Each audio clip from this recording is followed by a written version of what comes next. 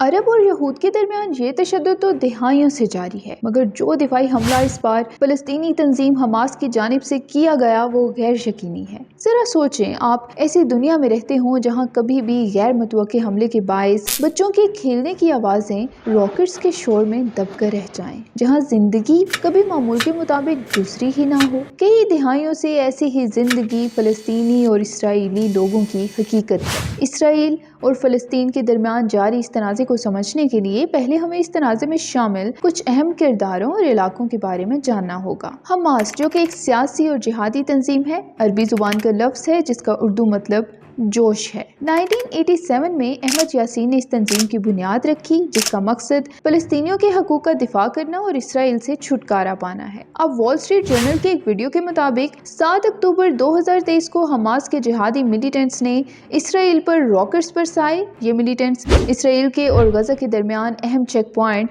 کمام شلم crossing کے قریب اسرائیل میں داخل ہوئے، سرحد پر موجود باڑ کو توڑتے ہوئے وہاں موجود اسرائیلی فوجی بیس پر حملہ کیا، اور صبح 7:30 کے وقت کے قریب ان ملیٹنٹس نے باڑ کو مزید توڑا تاکہ اور جہادی داخل ہو سکیں۔ حماس کے ملیٹنٹس اسرائیلی قصبوں اور شہروں میں جگہ جگہ نظر آنے لگے، کئی اسرائیلی شہریوں کو یرغمال بنایا اور آج کے دن تک بہت سے مارے بھی جا چکے ہیں۔ 2300 سے زائد لوگ اب تک زخمی ہو چکے ہیں، جبکہ 700 سے زائد لوگ اپنی جان کی بازی ہار چکے ہیں، اور بلا شبہ یہ ایک دردناک حقیقت ہے۔ یہ تنازع آخر شروع کب اور کہاں سے ہوا؟ میں آپ کو ذرا تاریخ میں لے جانا چاہتی ہوں۔ 20ویں صدی کے اوائل کی بات کرتے ہیں، جب فلسطین سلطنت عثمانیہ یعنی آٹومن امپائر کی حکومت تھی۔ یورپ میں یہودیت پرستی یعنی اینٹی سیمیٹزم کو بڑھتا دیکھتے ہوئے جیوش کے ایک چھوٹے سے گروپ نے سلطنت عثمانیہ میں بسنے کا آغاز کیا۔ پھر ورلڈ وار ون کے دوران سب کی پسندیدہ امپائر برٹش امپائر آئی۔ برٹش آٹومن امپائر کو شکست دینا چاہتے تھے۔ اس جیت کے لیے انہوں نے عربوں اور یہودیوں کے ساتھ ایک ڈیل کی، کیونکہ برٹشر جانتے تھے کہ دونوں جماعتوں کے مقاصد کیا ہیں۔ یہیں سے فلسطینی تنازع کی شروعات ہوئی، جسے آج ہم دیکھ رہے ہیں۔ برٹشوں کو علم تھا کہ عربی آزادی چاہتے ہیں اور یہودی اپنے لیے ایک الگ مملکت، اور پھر یہودیوں کی ایک آزاد مملکت پانے کے لیے مہم چل پڑی، جسے زائنزم کے نام سے جانا جاتا ہے۔ اب جب آٹومن امپائر کو برٹش نے زیر کیا تو اپنا وعدہ پورا کرنے کی خاطر فلسطینی زمین کا کچھ حصہ یہودیوں کو الاٹ کر دیا، اور یہودی جنگ دوم کے دوران اور بعد میں بڑی تعداد میں یہاں آ کر بسنا شروع ہو گئے تھے۔ لیکن عربوں کو یہ فیصلہ پسند نہ آیا اور انہوں نے اس فیصلے کی مزاحمت کی۔ 1947 تک 30 سال فلسطین کو کنٹرول کرنے کے بعد برٹشوں نے یہ ملک یونائیٹڈ نیشنز کے حوالے کر دیا تاکہ حالات کنٹرول کیے جا سکیں۔ یونائیٹڈ نیشنز نے اس زمین کو تقسیم کرتے ہوئے 55% سے زائد حصہ یہودیوں کے حوالے کر دیا، جس نے عربوں کے غصے کو مزید ہوا دی، اور یوں یہ تنازع دونوں قوموں کے درمیان شروع ہو گیا۔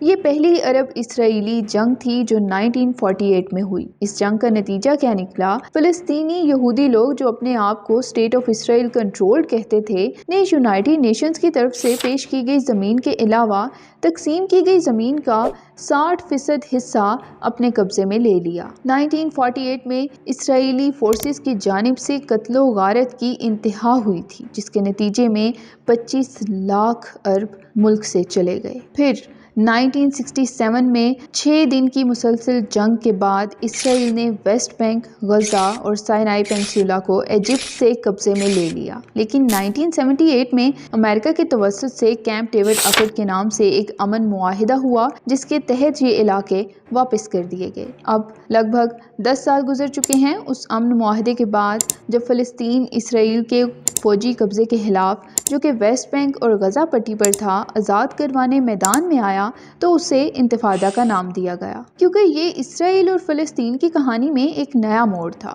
کیونکہ یہ پہلے بتائے گئے جہادی ملیٹنٹ گروپ حماس کے قیام کی وجہ بنا، جو اب اسرائیل پر دفاعی حملہ کر رہا ہے۔ سال 2000 میں دوسری بار انتفاضہ ہوا، جس نے اسرائیل کو غزہ چھوڑنے پر مجبور کیا۔ سال 2007 میں حماس نے غزہ پر اپنا قبضہ جما لیا، وہ بھی ایک اور گروپ دفاتر سے لڑائی کے بعد، جو کہ اب ویسٹ بینک کو کنٹرول کر رہا ہے۔ حماس کو اسرائیل پر حملہ کرنے کے لیے کس نے اکسایا اور حالات نے ایسا رخ کیوں موڑا؟ اس کا سالڈ آنسر دینا تو بھی ممکن نہ ہے، لیکن آج کی تاریخ تک جو حقیقت رپورٹ ہوئی ہے اس کے مطابق اسرائیل نے حماس کے قبضہ کے بعد غزہ کو بلاکڈ کیا۔ انسانی حقوقوں کی تنظیم کے مطابق غزہ کھلے آسمان تلے ایک قید خانہ ہے جہاں 45% آبادی بے روزگار ہے۔ ویسٹ بینک کے بھی حالات کچھ مختلف نہ ہیں، جہاں اسرائیل نے ایک سیپریشن وال قائم کی ہے جس کے تحت ہزاروں فلسطینیوں کو سوشل سروسز، تعلیم اور زرعی زمینوں کے استعمال سے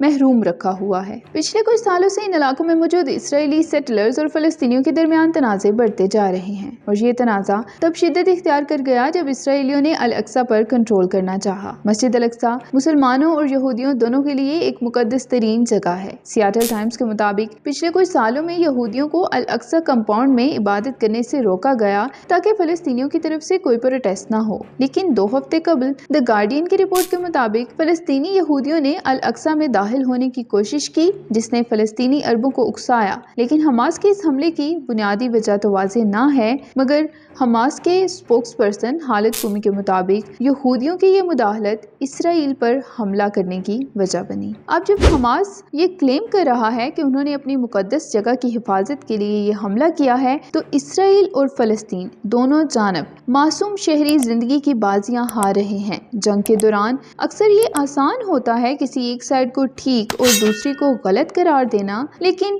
در حقیقت جنگ میں کوئی بھی جیتنے والا نہیں ہوتا، کیونکہ معاشی تباہی، معصوم بچوں کا زندگیاں ہار جانا اور قوموں کے زخم ہمیشہ تازہ رہنا، یہ کوئی جیت نہیں ہوتی۔ آپ ٹویٹر یا ایکس پر دیکھ رہے ہوں گے کہ کچھ لوگ اسرائیل کو سپورٹ کر رہے ہیں تو کچھ فلسطین کو، لیکن وہ یہ بھول رہے ہیں کہ لاکھوں اس وقت کس مصیبت کا شکار ہیں۔ ہمارا مقصد یہاں آ کر آپ سب کو آگاہ کرنا ہے اصل حقیقت اور واقعات سے متعلق، تاکہ آپ اپنی رائے اور مضبوط فیصلہ قائم کر سکیں۔ جنگیں بہت مشکل ہوتی ہیں، لیکن ہم نے اس ویڈیو کے ذریعے آپ کو اصل حقائق بتانے کی ایک چھوٹی سی کوشش کی ہے۔